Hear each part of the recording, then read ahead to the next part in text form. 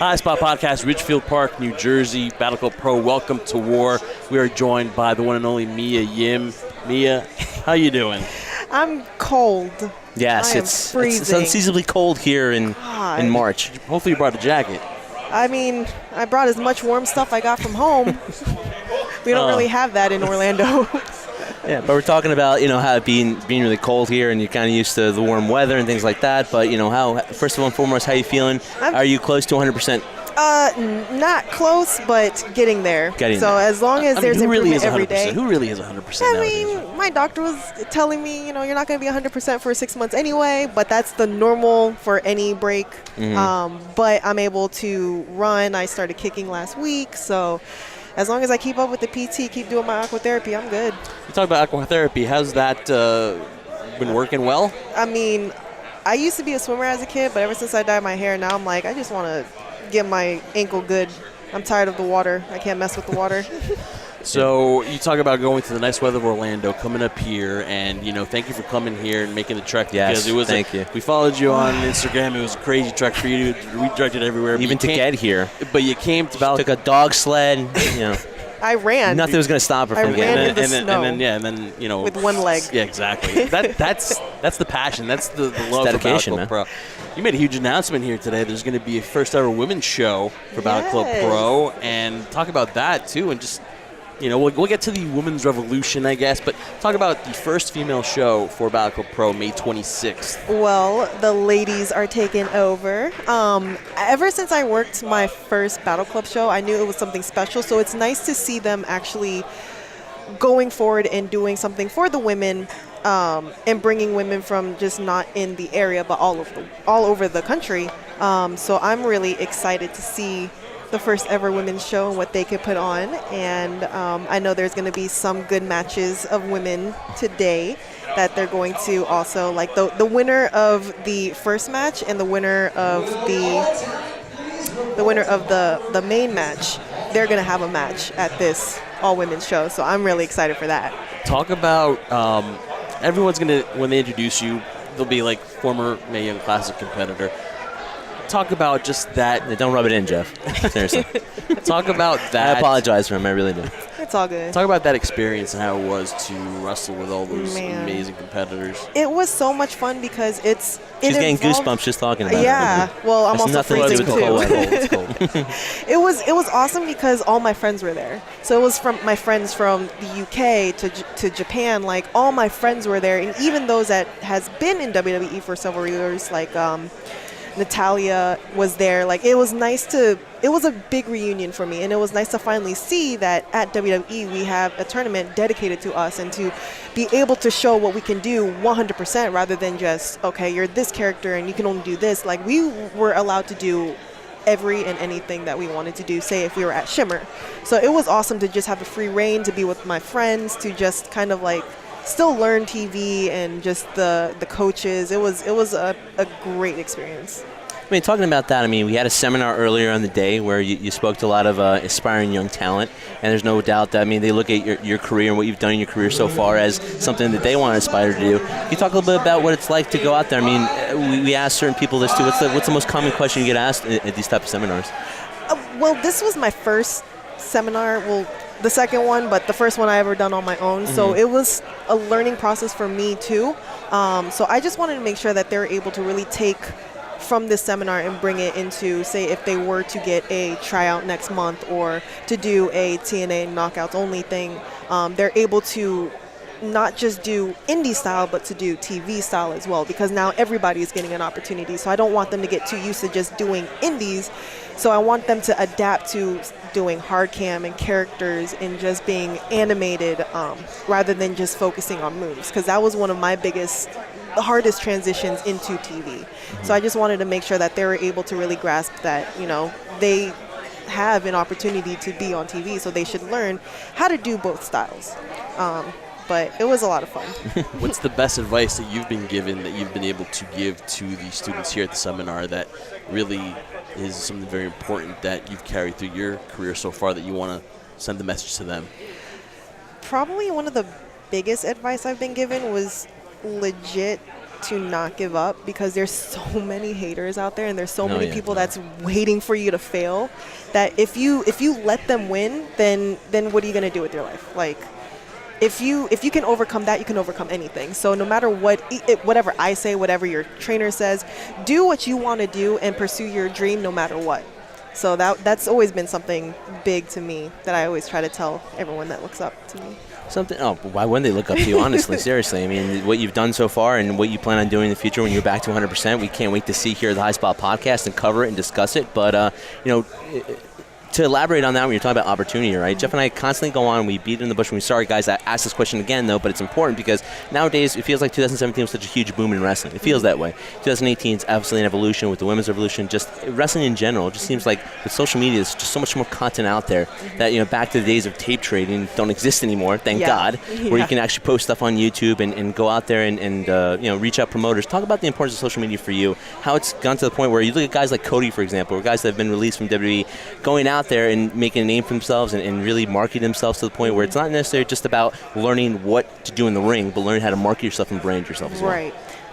It's the social media age. So instead of having to, back when I first started, I had to put a resume together. Back in my day. I feel so old.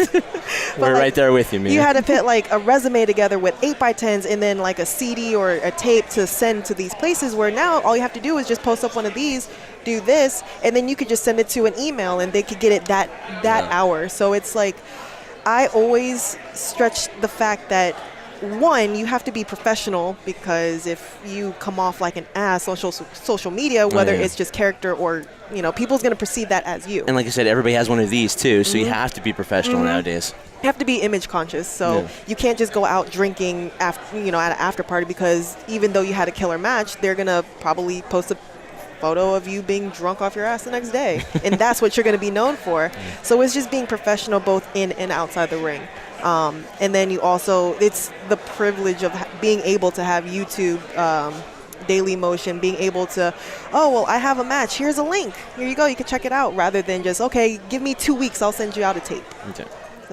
So the content and how fast you get out there is a lot better than maybe, back in the day, theoretically. Oh, yeah. Talking about women's evolution, obviously it's been a great 2017, 2018 for the women's wrestling. It's probably a great time for the students here that you're teaching here to get into business. What do you think was the turning point that made this so popular? I mean, you're going to have May 26th an all-women's show. They're going to crown the first ever women's champion here. Everyone is now on the train right now for women's wrestling. What do you think was the turning point? Was the key factor? It's hard to say one event. I feel like it was the efforts of the promoters finally saying, you know what, let's see what you can do. Whether it's an intergender match or just, girls getting more than 5 minutes and being able to showcase what they can do rather than how they look or just how sexy they could be. So once given that opportunity, and then promoters realizing, we can actually make money from this, and it is not a bad product, that they actually can put on some good matches, I think the ball started rolling at that point. So I can't name one event, but yeah. Are you excited to get back on that train, because it is full steam ahead so far in 2018? Very much I am. Cannot wait. And also, too, we talked to James Ellsworth last week, actually, and he's doing this intergender thing where he has the belt now, he's making the towns, and he's doing that old Andy Kaufman thing. He has his list, too. And you are on it. Yes, and you're on it. Talk about intergender wrestling, too, because it seems like it's something that the fans are really interested in, because and you wouldn't imagine this day and age right now they're in that to be something that promoters would want to put out there, but it's actually very entertaining, and it seems to be evolving itself, kind of like the women's revolution seems to be evolving itself where people are accepting that now, as opposed to back in the past we don't want to see a man and a woman. You had Brian Cage and Tessa Blanchard at Wrestle Circus have an amazing match, and everyone's talking about it still, and it's almost like 2 weeks later. So let's talk about that, the men wrestling the females. I love intergender matches. I love it. Like, when the reason why I became popular at CCW was because of my feud with Greg Excellent. So, like, intergender wrestling is something special to me. What a feud that was, folks. Oh, man, it was so much fun. And it was also the fact that we're able to tell a story. We're not just, and this is going to be really odd to say because I am an advocate for domestic violence, But once again, it's all about consent. Yes. It's not about just the story of the man beating up the woman. Like now, there's stories that we're equal. Like we're able to hold our own. Yeah. Whether they're like I wrestled Greg Excellent, who's 3 times as heavy as I am, and I wrestled Joey Ryan, who is 3 times as sleazy as I am. So I don't know. Is he a pretender? I mean, he got exposed. I have no idea. I wouldn't know that. he's kind of sleazy. But for me, as we're talking about the evolution of that, my biggest question I've always had for especially talent, because I respect so much what you guys do in there. I live vicariously through you guys. I mean, if it was so easy, everybody would do it. So it takes a special individual to be able to do it on a consistent basis like you have so far. What's the biggest learning curve at this point? Because I always ask talent this, because first of all, you have to be aware of your strengths, but also you have to address your weaknesses too. Where do you feel you are at this stage in your career that you feel you want to improve on to get you to that next level? The mental. It's the mental game, especially now after my injury. This is the first injury I've ever had in wrestling. So hopefully the last. It's just such a mental challenge to just kind of still have the heart and the passion and to get in there. And after questioning myself, it's like, you know what? No, I can keep doing this. I still have a couple years left that I want to keep going. So as of right now, it's just trying to get mentally there.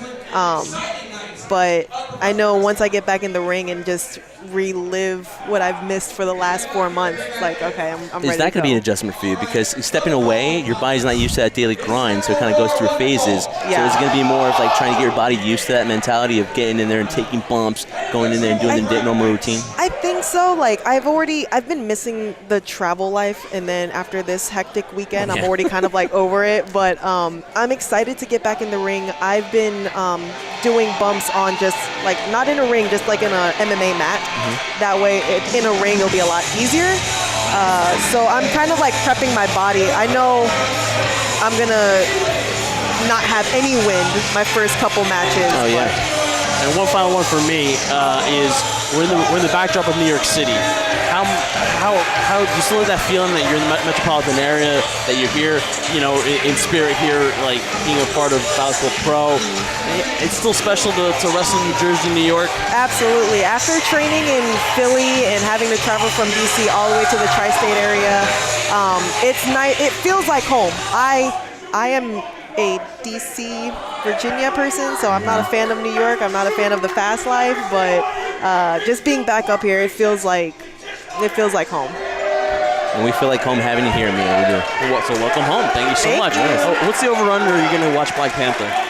I'm sorry? What's the over-under you watching Black Panther? You're a fan of it? Did you enjoy it? I watched it 3 times already. That's what I'm saying. Exactly. What's the over-under? You're going to watch it 3 more times. Yeah, and then I'm still going to buy it on DVD and Blu-ray. What did you like about it? What keeps you coming back? If you can name one thing. Besides the fact that I'm not a comic book person, so to me it was a historic, monumental moment for being half African American, that we finally have a movie that we can say, like, you know, there's of course Superman, Superwoman, whatever, and it's like we can finally have a super character that we can look up to. And so it was awesome to see us being portrayed as a superhero rather than a crackhead or homeless or being in prison. So it made me proud, and it also made me very refreshed to know that this movie was in what some people would say woke, because Killmonger, who's my favorite villain of all time now, like he is the reason why he's the villain, and his purpose is because of what he went through as a child, which is what the country did to him and for the Black people in Oakland, California. That's what I always tell Jeff. Usually the best villains are ones you can relate to the most and have some reason, some conscious of what they're doing, they're doing. I found myself rooting for Killmonger at times. You know what I mean? Like, absolutely. Like, it's weird. Like, especially in wrestling, sometimes being the villain is cool, but like Killmonger was, you know, you felt it. He was definitely my favorite overall in the movie, and it was just because I legit felt like I could relate to him. Like it was, he's too much like. And we talk about comic book movies, Jeff, compared to professional wrestling. I always think there is some, similarity there, because you're talking about larger-than-life characters on the movie screen. When you guys go out there, it's larger than life, which begs me the question: when we see you in the ring, is that Mia? Is that the Mia we see that you are every day, or is that the volume turned up really high? I always like asking that question because everybody says, the people that make it are the ones that they crank up the volume really high on themselves. As a baby face, it's definitely all me. As a heel, it's me times 100 if I couldn't if I was allowed to be that without going to jail. So. Ladies and gentlemen, Mia Yim, Ridgefield Park, New Jersey, Battle Club Pro, welcome to War. Thank you so much for joining us. Really appreciate it. Thank you for having me. So much fun. Thank you so much. Appreciate it. Thank you.